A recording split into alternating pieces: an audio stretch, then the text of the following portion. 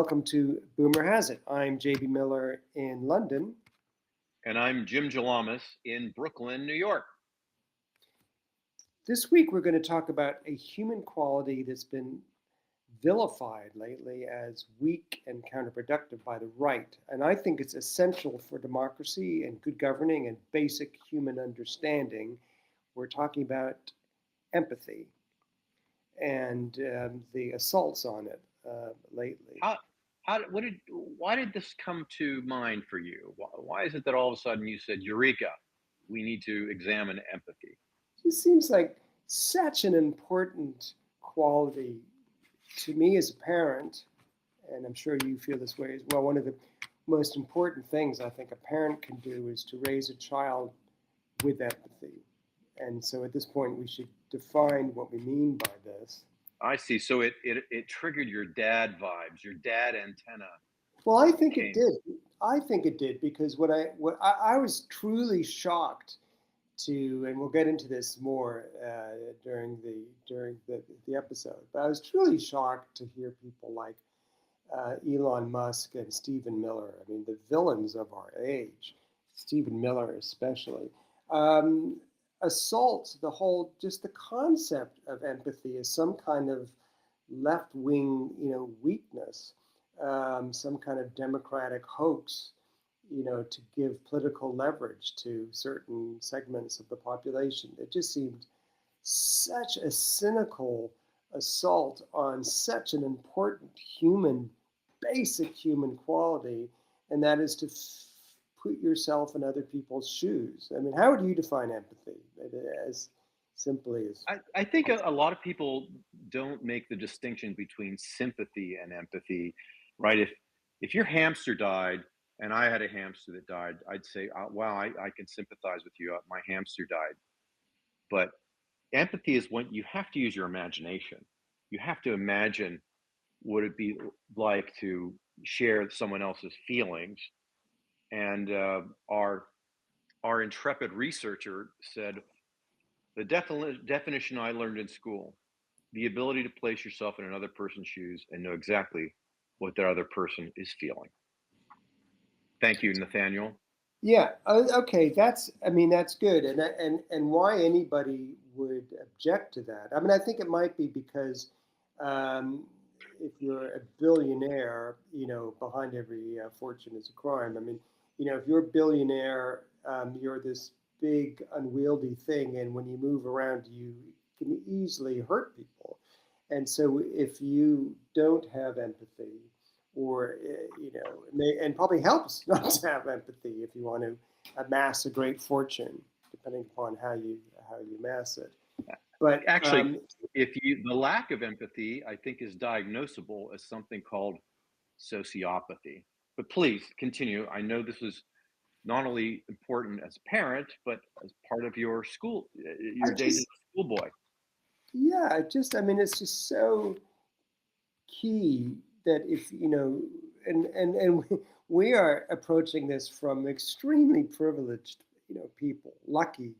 I certainly, in my own case, very lucky, privileged person. And there's white privilege and there's middle class privilege. And I went to a lot of I went to some private schools. I've really lucked out in my life, in countless ways. But I would hope I haven't lost, and I can certainly be a better person, but I would hope I haven't lost sight of people who are, suffering and in a much worse off than, either of us are. But we have, this is a key issue now, and it shouldn't have to be, but we have the most powerful man in the world, our esteemed leader, Trump, has no empathy. And that is so dangerous for someone in that position, for all of us, for that someone in that key position is lacking empathy. I don't think anything Trump has ever done in his entire life that I have seen, and I've been following Trump in one way or another for 40 years. As a New Yorker, we were more aware of Trump before a lot of other people were. in all the time I've sort of been aware of Trump, I've never seen him um, in, engaged in a single action that displayed any empathy whatsoever. And I think this is worse than his corruption, although it's probably part of it. But the idea that he can so easily wipe out U.S. aid, which will cause the deaths of hundreds of thousands of people around the world, and probably in the U.S. as well. That it's a completely abstract notion to him because he can't put himself in anyone else's shoes.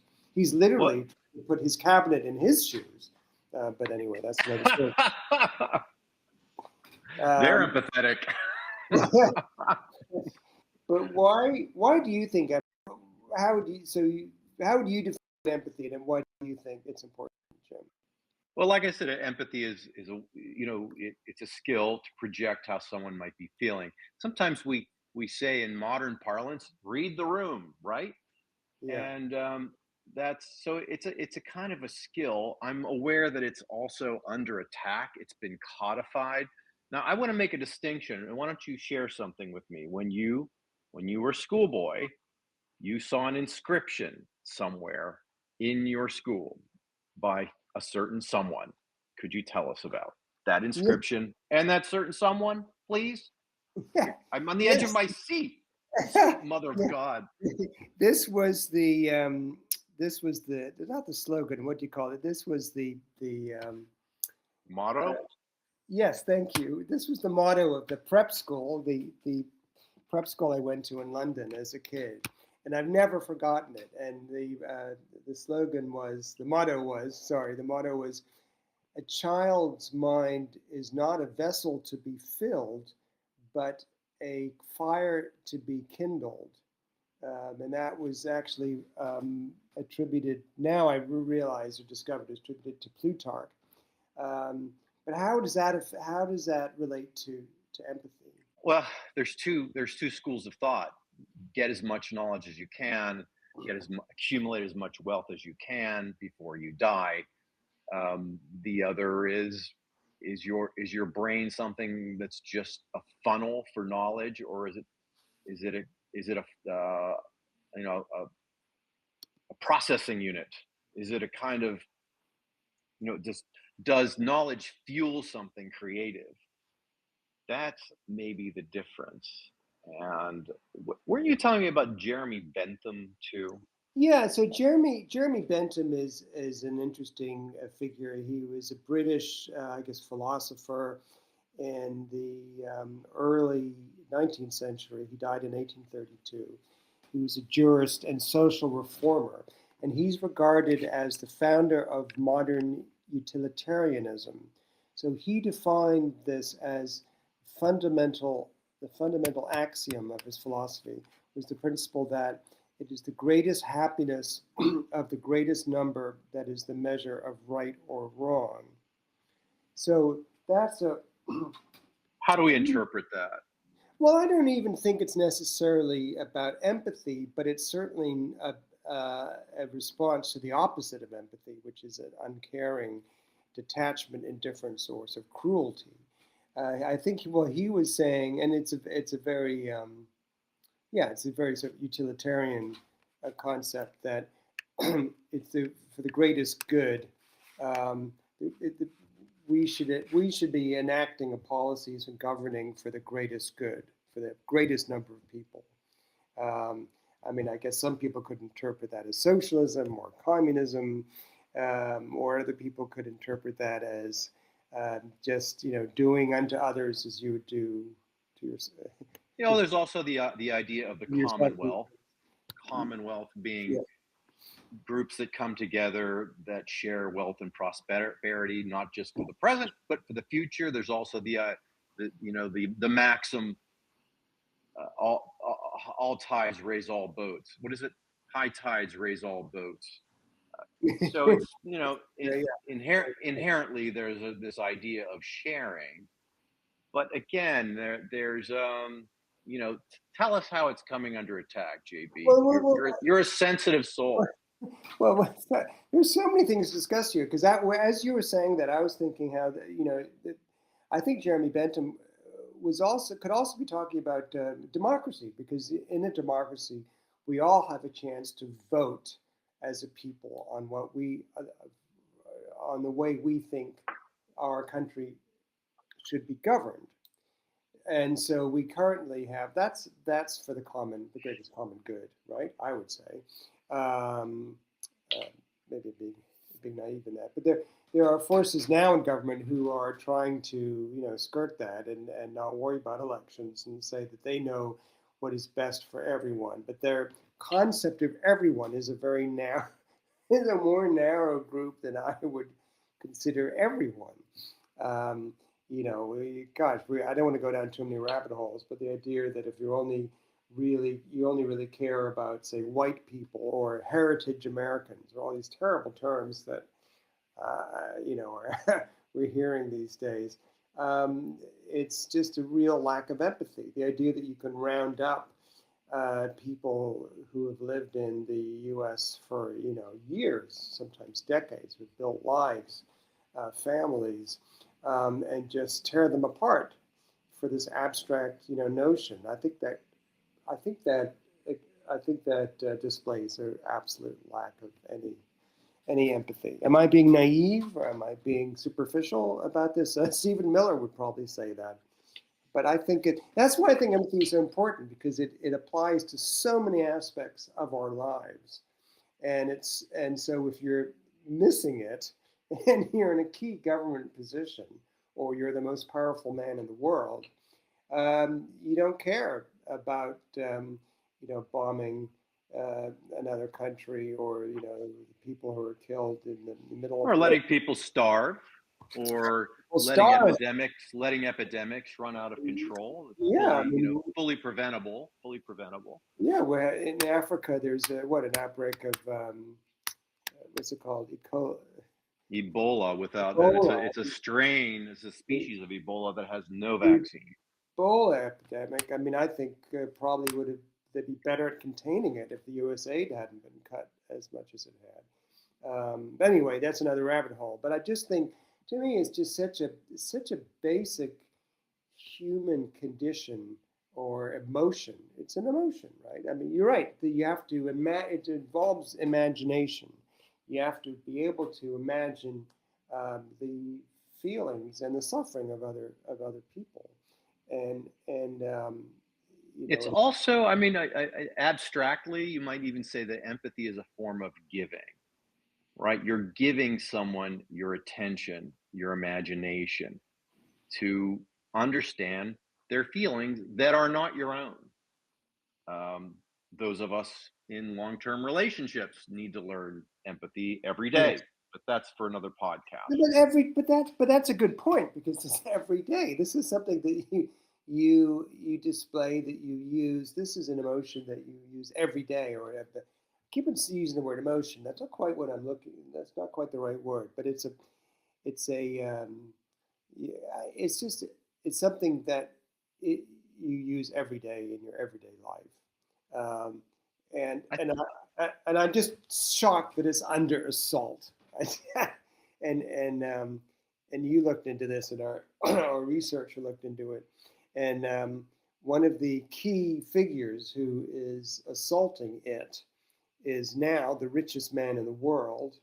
Wait, before we get to him, there is someone else. I mean, I think it's helpful to say, how can we say that empathy is under assault? And before this famous rich man, there was someone named Ben Shapiro. He's a prominent American conservative. He's one of these sort of quick change artists, rapid fire debaters, like the late Charlie Kirk. He has founded a news organization, a highly biased right-wing news organization called the Daily Wire, and he was famous for saying facts don't care about your feelings, but that got spun off and misinterpreted into a bumper sticker. Sorry, how do you say that? Bumper sticker. Sticker. Thank you. rubber baby bunker stickers. You'll see bumper stickers on highways in America that say nobody cares about your feelings. So this is absolutely this attack on empathy's absolutely been codified. But to get back to your earlier point, yes, there is a famous man on a famous podcast who said a famous thing. Take it away, JB, mon ami, Senor Miller. Sorry, what was that bumper sticker? Nobody cares about your feelings? Nobody cares about your feelings. It frequently appears on bumper stickers Have you on seen it? I've never. interstates. Have you I've seen? seen it. I You've see it seen quite a it? lot as we take, this is a big Yeah, country. yeah. Because We drive to Ohio. When we drive to Ohio, you end up in Amsterdam. right, So, right, yeah. yes, right. Although I've never driven to Amsterdam, but I mean that's a bumper sticker I have not seen in England or in France. I guess it would be in French. I'm not quite sure what the French would be. There are fewer bumper stickers here anyway. It's more of an American politicizing your car. Maybe it's an American concept. But I'm sorry, when he said that, I'm still getting my head around that. No one cares about your feel. I mean, it almost sounds like a 4-year-old ranting. It doesn't sound like a grown-up or even a teen. Yeah, anyway. I mean, that's an interesting supposition because what if there's a backlash, or what if the person who says nobody cares about your feelings all of a sudden has a moment of crisis and realizes nobody cares about his or her feelings who have that bumper sticker, and Yeah, that's sure. a supposition here that we might consider when we talk about people like John Ossoff, either today or in another podcast. But let's just get back to the most famous anti-empathy Yeah. guy. Okay. Yeah. Here we go. So Elon Musk, now the the wealthiest guy in the world, he stated the fundamental weakness of Western civilization is empathy and the empathy exploit. He's described empathy as a bug being weaponized to make people act against their own or society's best interest. That is what he considers his own or society's best interest. And I thought that was an interesting term, using the word bug, that it's a bug, not a feature, because the word bug is now most often associated with errant software. So it's he was in a way just Elon Musk was in a way describing the human condition as a computer, and he probably thinks in those terms. So that just floored me. That just I didn't. So the right wing has been labeling empathy as a kind of virtue signaling, and how would you describe virtue signaling? And there are people. There is maybe a pernicious aspect to virtue signaling, but to label empathy as virtue signaling is truly. Well, it's also, isn't it? The attack on empathy is really originates with people who are empirical thinkers, right? They look at everything as a form of logic.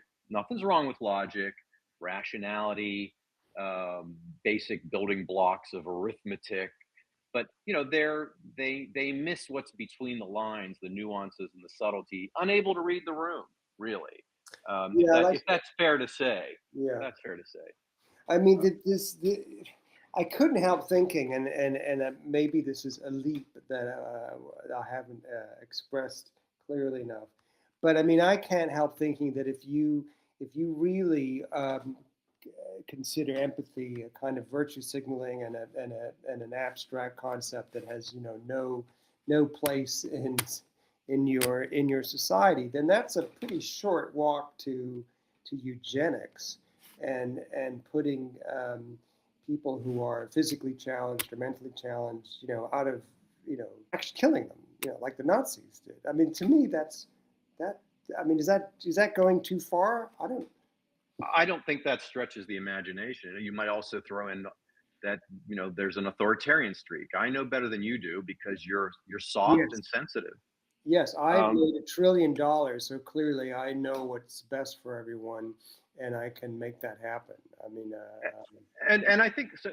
I think we could talk about him as a poster child, as someone who doesn't believe in empathy and advocates against it. And it's worth talking about who he is. And to me, a huge disappointment.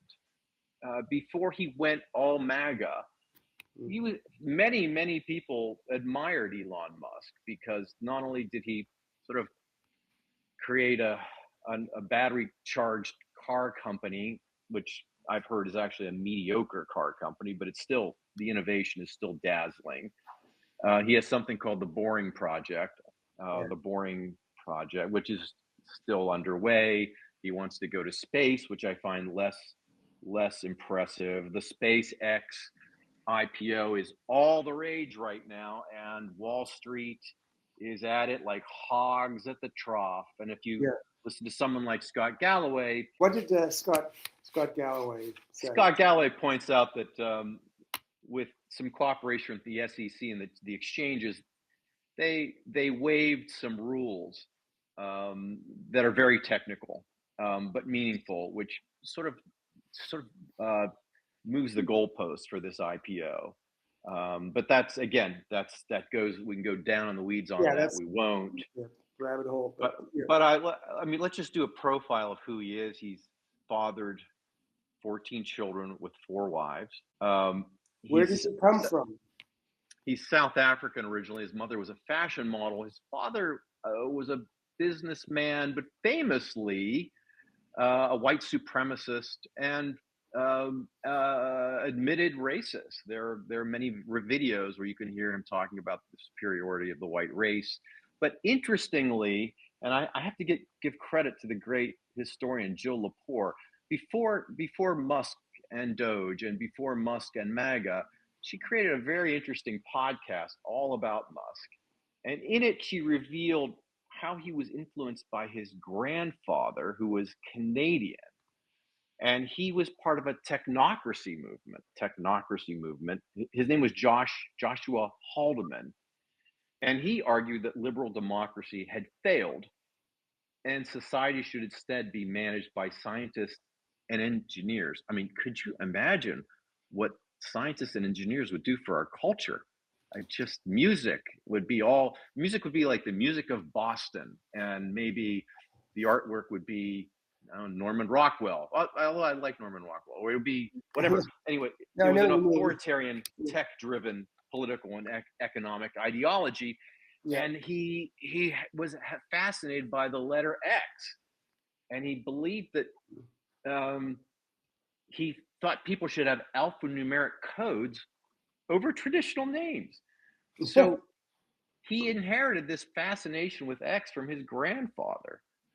And so I thought, in the interest of maybe looking at the future, we might overlay the life of Elon Musk with that of Ebenezer Scrooge and think about the ghost of Christmas present, the ghost of Christmas past, and the ghost of Christmas future.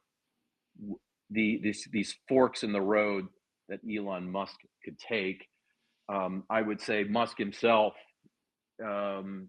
is on some pretty shaky ground at the moment. I mean, he's extremely wealthy, appears to have a drug addiction, and again, an emotional midget.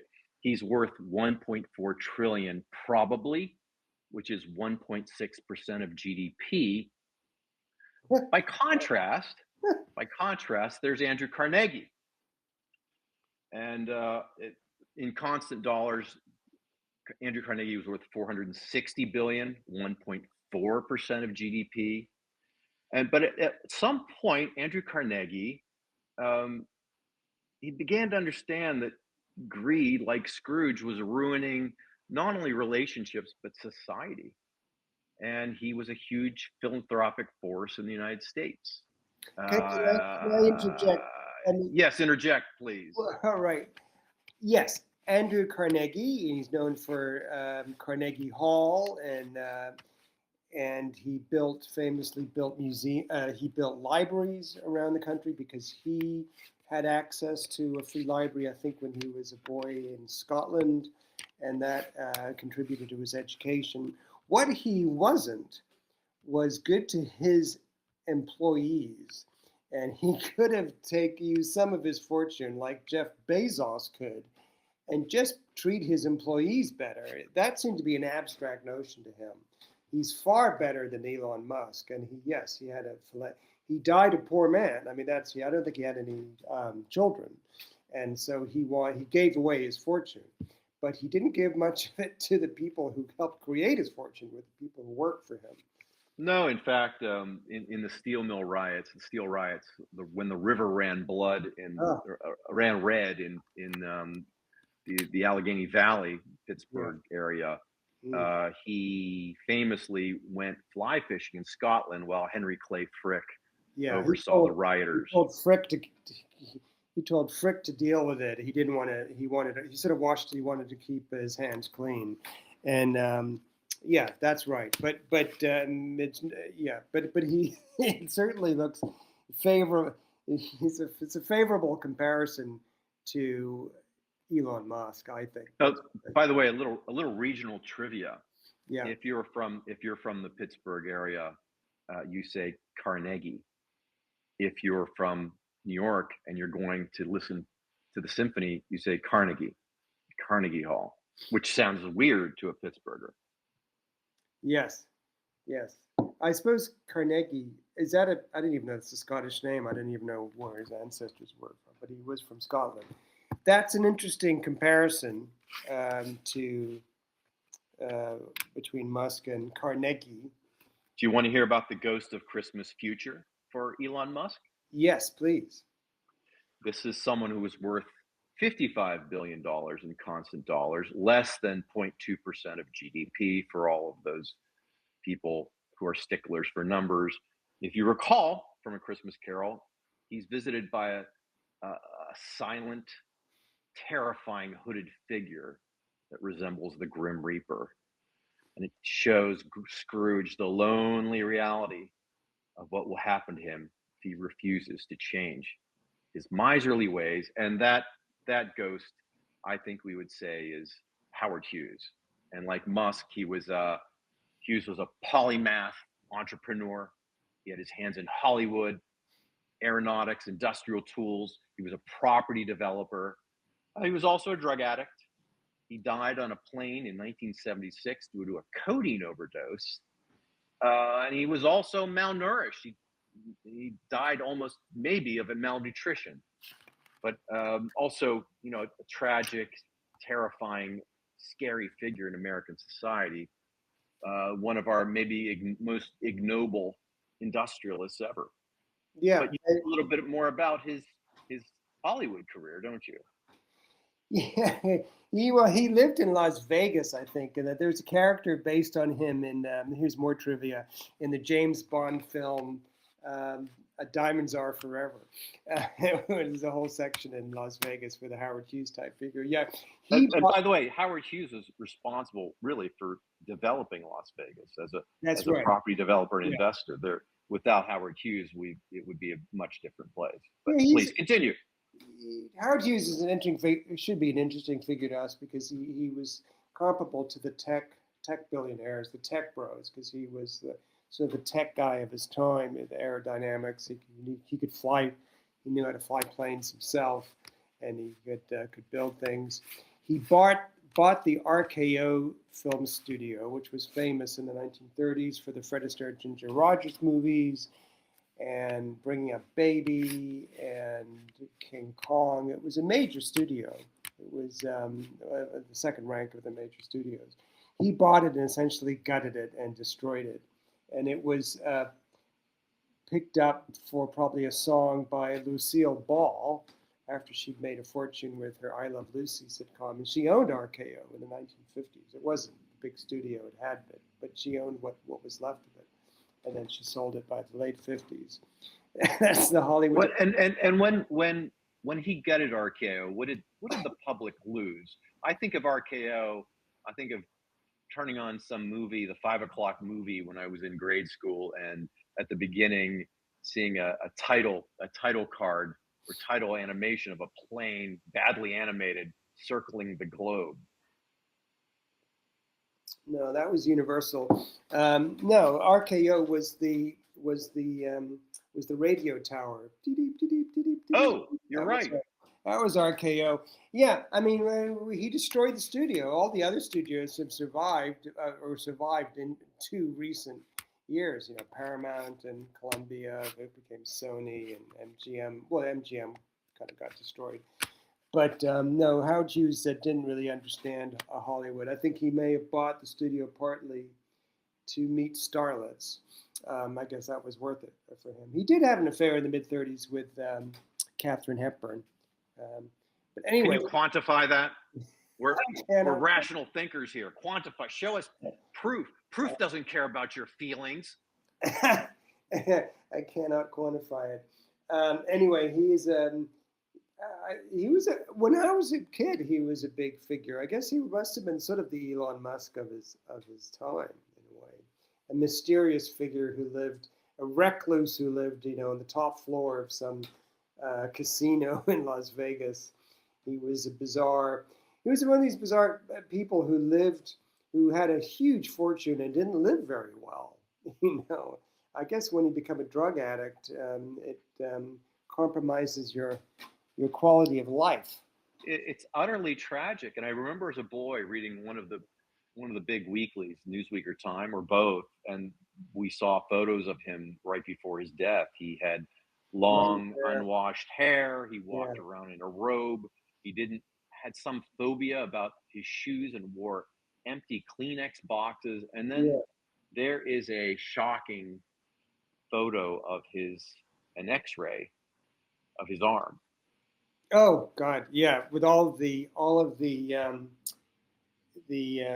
syringe needles stuck in his arm. Is that what you mean?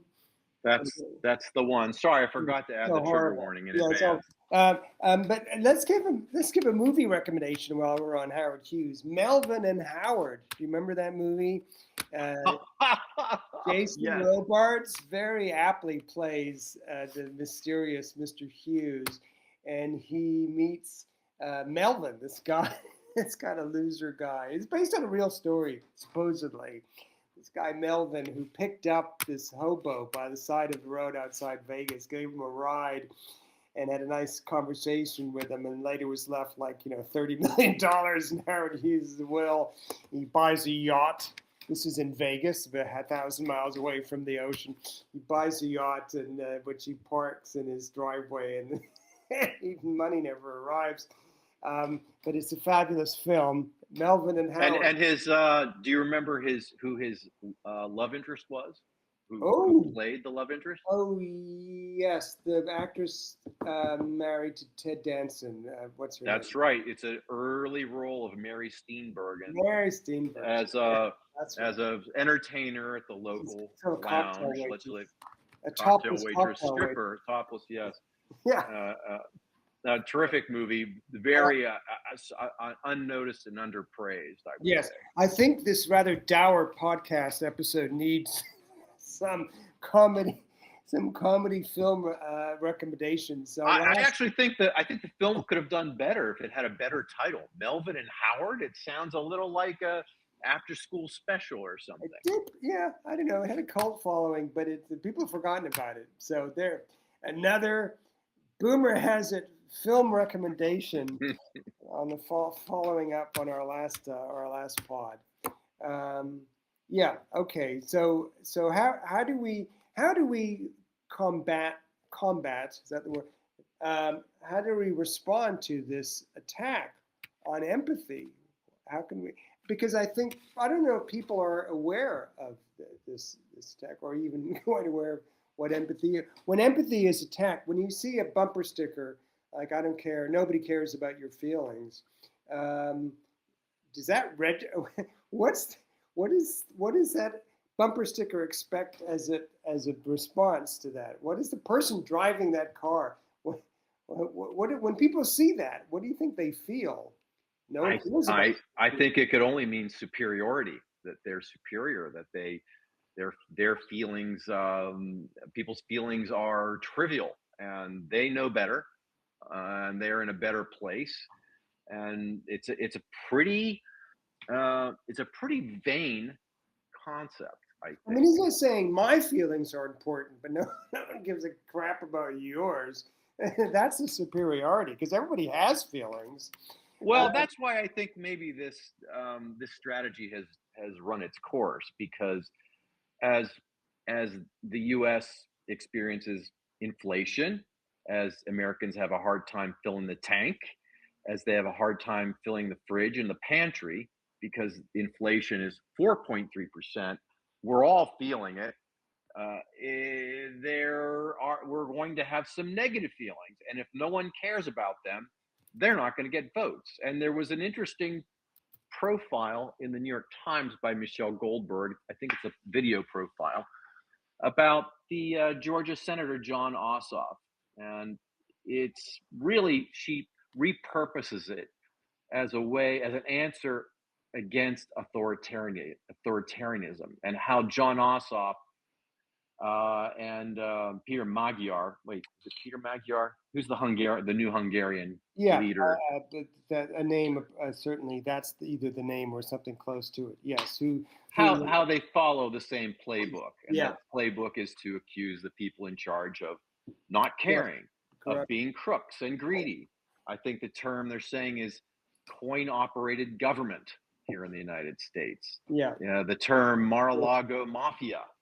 And by the So way, yeah, John Ossoff we just found out, I think today, that he's going to be running against not Trump's preferred candidate, but a self-financed billionaire, which I think sets up that race pretty nicely for Ossoff, in the sense that he's running against someone that's exactly what he's sort of talking about in a lot of ways. I don't know if the guy's corrupt. I'm not saying that, but this idea that you know we're looking out for the little guy. But that's, it'll be interesting to see the rhetorical volleys yeah. that happen in the Peach State.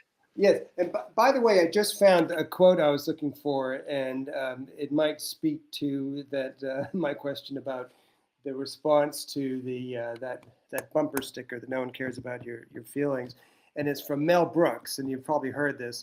He said, "Tragedy is when I cut my finger. Oh yeah, when I Comedy, prick my finger. comedy is when I well, this is what I'm finding online. Comedy is when Okay. tragedy is when I cut my finger. Comedy is when you fall into an open sewer and die." And break your neck. Right. So, so, so that's sort of what that's what that bumper sticker is saying, essentially. That's the great Mel Brooks, That's bringing it great. all together for us. Yeah, yeah. Okay. So what's the obvious response on a practical level to this assault on app? What can the kids at home do to help combat this assault on empathy? If I really did my homework, I would have done a little research on the biblical quote: "Love thy neighbor, do unto others as you would do unto yourself." Yes. The golden rule, I believe, is how we say that.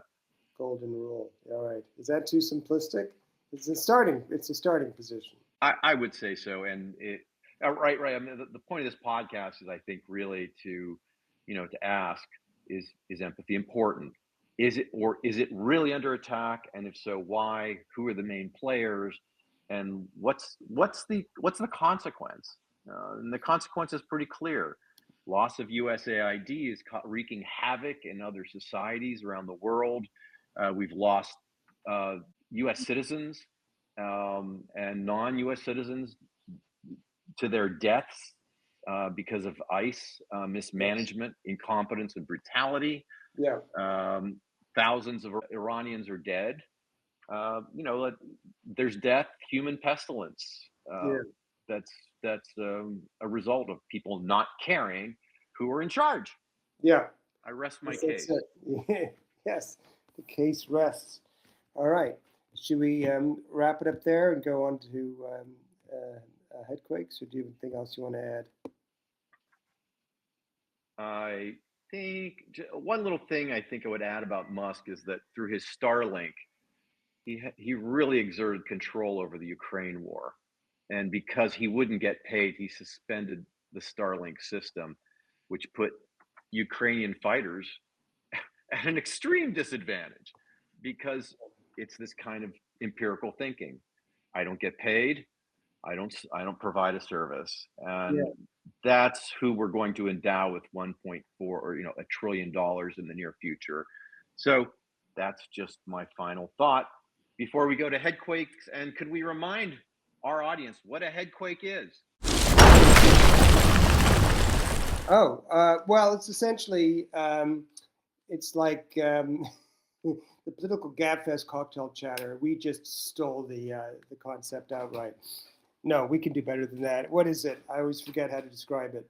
Something that sticks in your head like an earworm, something stuck in your craw that makes you uncomfortable or fascinated, or that you just desperately want to share. So I'm going to hand it over to you for your head Well, quake. my head quake this week is a very boomer one. It is, of all people, Billy Joel. And as Billy Joel was a huge figure when I was a teenager, although I never had a Billy Joel album when I was growing up in Massachusetts. I sort of listened to him more a little bit when I was in my 20s. But the reason I was thinking about him recently was do you remember a few weeks ago, the New York Times had this article about the 30 greatest living American songwriters. And on That's the a list, tricky list. yeah, I mean 30. Why not 50? Why not 5? Why not 100? They picked 30 for whatever reason. And number one was Bob Dylan, and there were Bruce Springsteen, Taylor Swift. About half of them were people I wasn't familiar with. But not on that list was Billy Joel. And I wasn't even aware of this. And I was reading Brad Meldau's Substack, and I'm a big Brad Meldau fan. Meldau is a brilliant jazz improvisational pianist. He's got a trio. I've got so many of his CDs. And he's quite a progressive jazz figure. So when he came to Billy Joel's defense, I sat up and took notice. I thought, well, this is interesting, because I wouldn't necessarily have assumed someone like Meldau would take Billy Joel really seriously, but he does, and he did, and he said Billy Joel should. It's ridiculous that Joel will be left off the list of 30 greatest living American songwriters because he has such a great range of genres that he writes music in and records, and he's got a very good voice too. So I reacquainted my familiarity with Billy Joel, got the Billy Joel Ultimate Collection, a 2 CD set, and that's why I've been listening to Billy Joel. And I do think that may have been a cynical gesture in the New York Times listing their 30 top songwriters, because there were so many complaints about that list. It became sort of clickbait. And I thought, oh, all right, that's what they were doing. I mean, there were so many angry responses of all the people that have been left out, including people like, Jackson Brown. They're like, really? Jackson Brown? I mean, there's one. Do you even remember Jackson Brown? Why isn't he on this list? I mean, one album, The Pretender, in 1975. I don't know.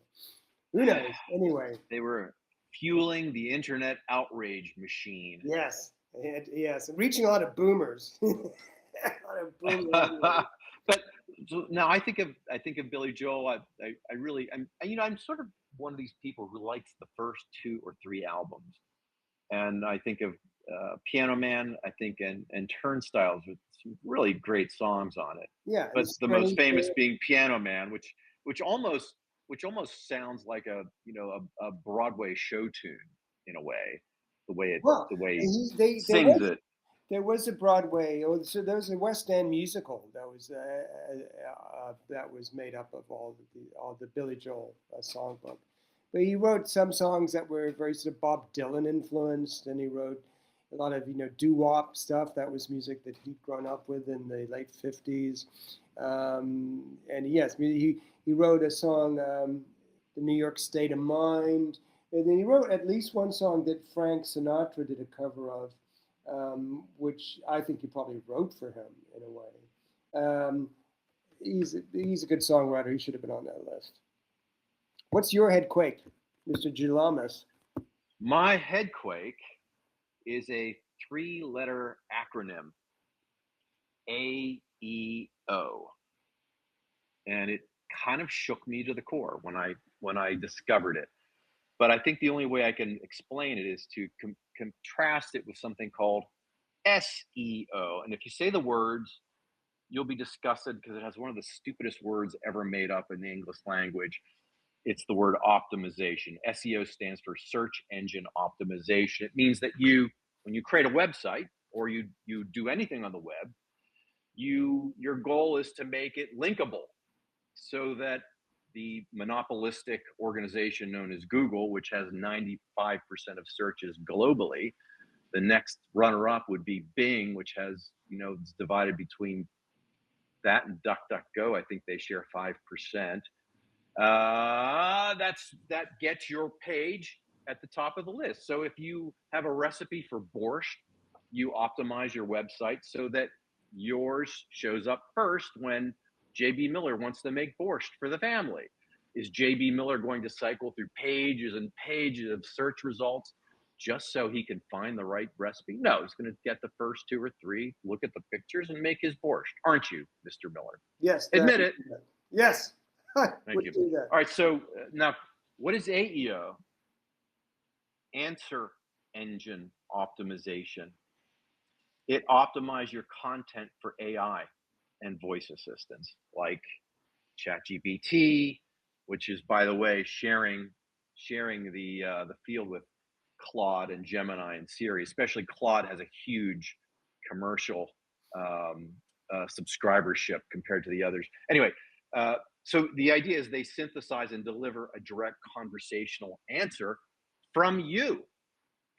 So your website, your online effort becomes part of an answer. It's a single synthesized answer. And what you're going for, instead of SEO, we're trying to get clicks and traffic. You're trying to get a brand mention as a source citation. So if, I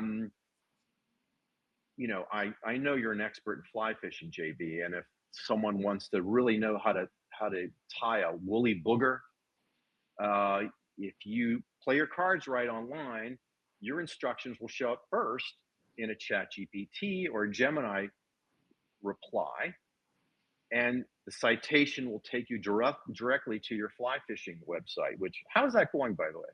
It's going very well. Right. Okay. That's interesting. I don't quite follow the technological details of these things as much as you do, but I do want to point out that there's also something called the ELO, which stands for the Electric Light Orchestra. No, it's Electric Light Optimization. They missed a trick there in 1975. Okay, great. Well, thank you. You're keeping us all on our technological toes.